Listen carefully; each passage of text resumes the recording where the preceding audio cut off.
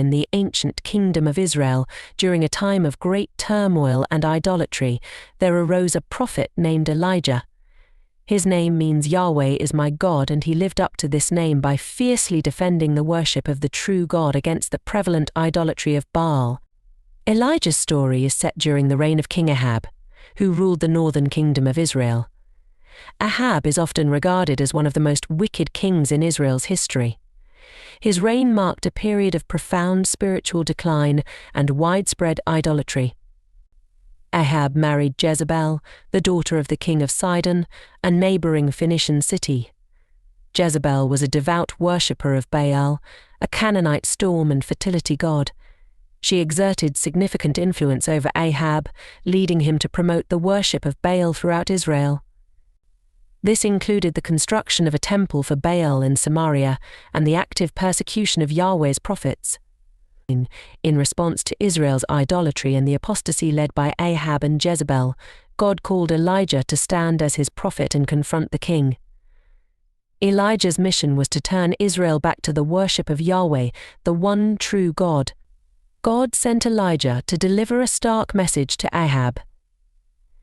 Elijah declared, "As the Lord, the God of Israel, lives before whom I stand, there shall be neither dew nor rain these years, except by my word." 1 Kings 17:1.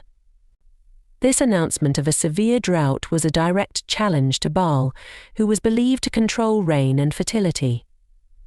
After announcing the drought, Elijah fled to the brook Cherith, as instructed by God, to escape Ahab's wrath and avoid the search parties.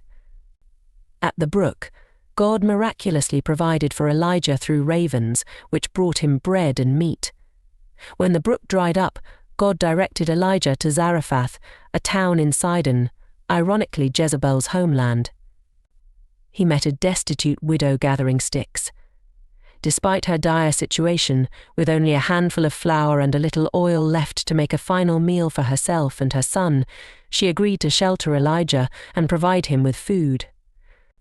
Elijah assured her that God would ensure her supplies would not run out until the drought ended.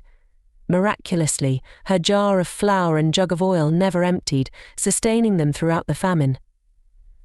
Later, when her son fell ill and died, Elijah prayed to God, and the boy was revived. This story highlights themes of faith, divine provision, and the power of prayer. After 3 years of drought, God sent Elijah back to King Ahab. Elijah proposed a contest on Mount Carmel to prove who the true God was, Yahweh or Baal.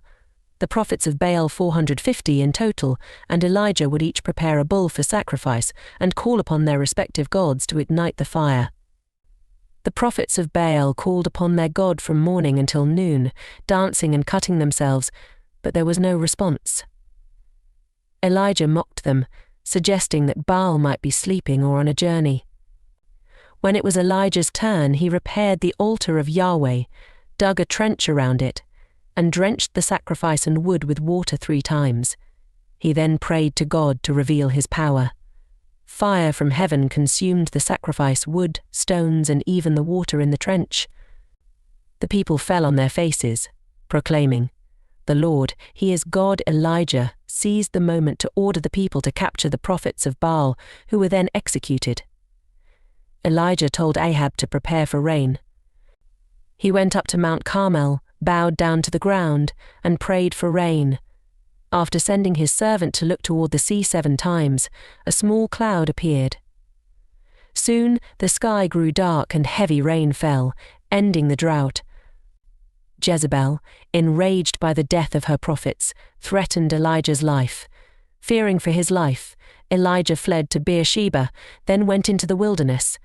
Exhausted and despondent, Elijah sat under a broom tree and prayed to die. An angel provided him with food and water, strengthening him for a 40-day journey to Mount Horeb, Sinai. On Mount Horeb, Elijah experienced a profound encounter with God. While hiding in a cave, he witnessed a powerful wind, an earthquake, and a fire, but God was not in any of these. Finally, God spoke to him in a gentle whisper, asking, "What are you doing here?" God reassured Elijah, instructing him to anoint Hazael as king over Aram, Jehu as king over Israel, and Elisha as his prophetic successor.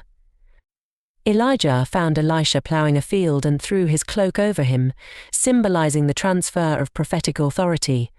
Elisha left his oxen, bid farewell to his family, and followed Elijah, becoming his devoted apprentice.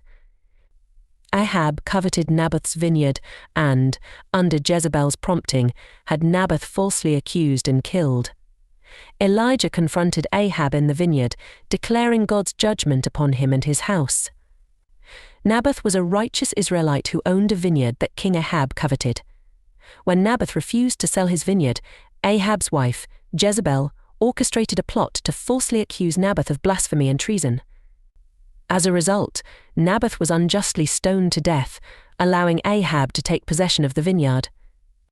King Ahaziah, Ahab's son, suffered a severe injury after falling through a lattice and, instead of seeking Yahweh, sent messengers to inquire of Baal-zebub, the god of Ekron, about his recovery. God, displeased with Ahaziah's reliance on a pagan deity, instructed Elijah to intercept the messengers and announce Ahaziah's impending death as punishment. When Ahaziah sent soldiers to arrest Elijah, twice fire from heaven consumed the soldiers, demonstrating God's protection over Elijah and his judgment.